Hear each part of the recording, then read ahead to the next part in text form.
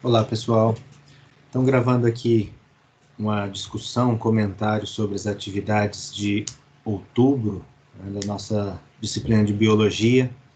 Nós temos um assunto bem interessante sobre as estruturas celulares e principalmente como ocorre a passagem das substâncias pela parede celular, pela membrana plasmática, algumas características de parede celular e membrana plasmática também, que é importante a gente ter a correção realizada dessas atividades para que vocês tirem as dúvidas, né? Eu sei que nem todos mandam as dúvidas para que eu possa responder em forma de áudio ou mesmo em forma de texto, então, para tirar essas dúvidas, agora vai a correção. Projetando a apostila de vocês aqui na tela, vocês podem observar o seguinte.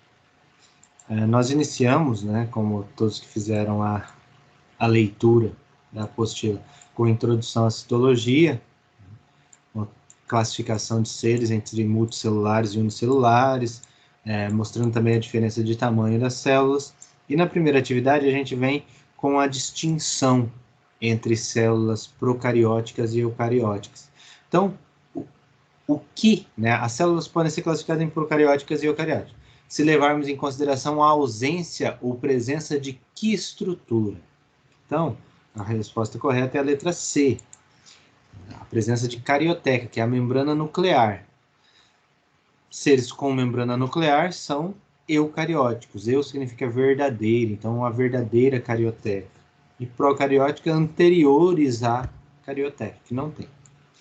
Na questão número 2, nós temos a seguinte questão. Organismos eucariontes apresentam células mais complexas, com núcleo organizado e diversidade de organelas. São exemplos de seres eucariontes. Então, a gente viu que o principal exemplo de procarionte é bactéria. Então, as respostas onde tem bactéria, a gente elimina. Sobrou quem? Só sobrou a letra C, animais e plantas. Então, tanto nós, animais, quanto as plantas, são seres eucariontes. Os fungos também? Os fungos também. Mas aqui nessa alternativa tem bactérias, então não é ela. Na questão 3, é uma resposta argumentativa pessoal. É claro que tem uma linha de raciocínio, mas ela é pessoal. Escreva um pequeno texto expondo as diferenças entre células procariontes e eucariontes. Então, você é claro que não deve deixar de citar aqui. Nas células procariontes, que tem como principais exemplos as bactérias, cianobactérias e protozoários, os protozoários estão aqui nos eucariontes, né? Bactérias e cianobactérias e árqueas, elas não têm uma membrana nuclear, ou seja, um envoltório que delimita o material genético. O material genético fica solto, disperso dentro do citoplasma, junto com ribossomos. Esses seres procariontes, existem milhares de espécies de seres distintos e cada vez que se estuda lá uma poça d'água se descobre mais, né? Mas eles têm, se a gente for contar a quantidade de estruturas, menos estruturas, eles são menos complexos que os seres eucariontes, que incluem nós, humanos, que fazemos parte do grupo dos animais. Nas células eucariontes, há, por definição, a presença de uma carioteca em torno do núcleo, e essa carioteca, ela delimita o tipo de substância que fica no meio externo ao núcleo e interno. No meio externo, há o citoplasma com diversas organelas, né? Organelas citoplasmáticas. E aí o texto cita algumas, mas pensa o seguinte, há estruturas que cada uma vai desempenhar uma função específica, enquanto na célula procarionte não tem essas estruturas que realizam as funções específicas. Muitas funções são desempenhadas na própria membrana plasmática das bactérias, que são procariontes. Na questão 4, aí o texto é sobre as diferenças entre as células eucariontes de plantas e animais. Se a gente pega o texto logo acima, a gente vai ver que em animais não há parede celular. Então é o primeiro ponto. Outra coisa que não ocorre em animais são os plastos, que são estruturas que geram coloração na planta. Mas se você focar na parede celular, você já vai conseguir escrever esse textinho aqui tranquilamente, que é o ponto principal, vamos dizer assim. No segundo grupo de questões, né, da próxima semana, a gente focou mais nessas estruturas, especificamente. Então, a número 1, a parede celular é uma estrutura presente em que seres? Né? Ela está presente aonde? Então, se a gente for analisar aqui, em toda célula viva? Não. Apenas nas células animais? Acabei de falar que animais não têm. Então, também nas células de fungos? Também está nas células de fungos. Nos vírus? Tem vírus que tem uma parede, mas não é obrigatório. Eles têm um envelope, normalmente. Então, também nos fungos. Aí, por que tem um também? Porque tem nas plantas, tem bactérias que têm parede celular, né? Então, eles também estão nos fungos. 2. Nas paredes celulares de fungos, diatomáceas e células vegetais, olha só, há envoltórios contendo quitina, sílica e celulose. São as substâncias presentes em cada um dos grupos. Então, essas estruturas, elas fazem o quê? Então, a resposta correta é impedir a lise osmótica. Lise é rompimento, quebra.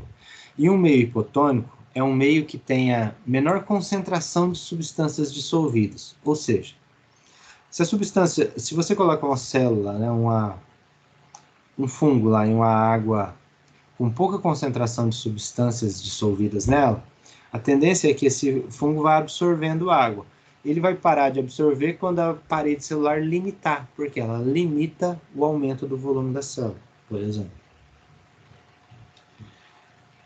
Bem rápido essas atividades da segunda semana, né? Aí na terceira semana, a gente tem a pergunta sobre o funcionamento das células. A glicose, que todo mundo conhece, presente na maioria das substâncias que a gente come, dos alimentos, é uma substância que não consegue penetrar livremente a membrana plasmática. Não.